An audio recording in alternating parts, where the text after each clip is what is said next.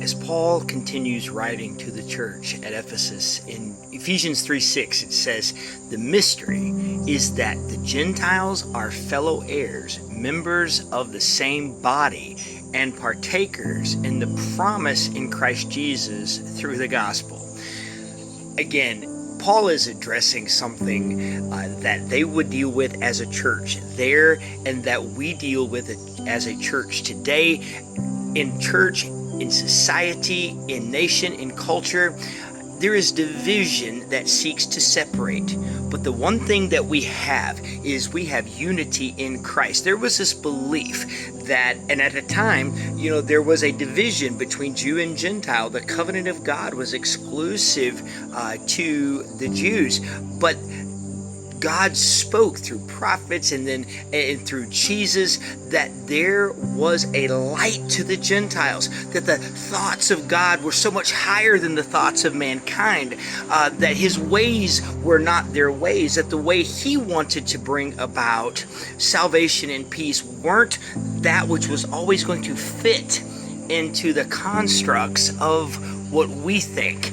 And even today, there are so many people that argue about who is saved, who is not saved.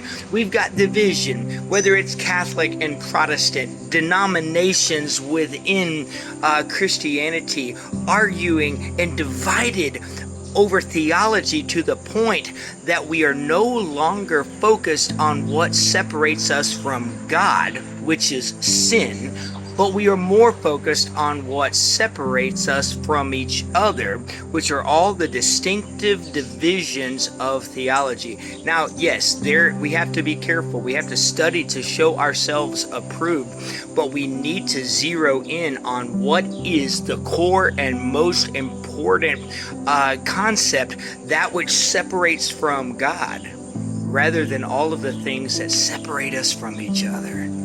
Stop arguing about who's saved and who isn't saved. Live out the salvation that God has worked in you, that the fruit of the Spirit, which is love, joy, peace, patience, kindness, goodness, faithfulness, gentleness, and self-control, is the evidence of you abiding in Christ and Christ abiding in you.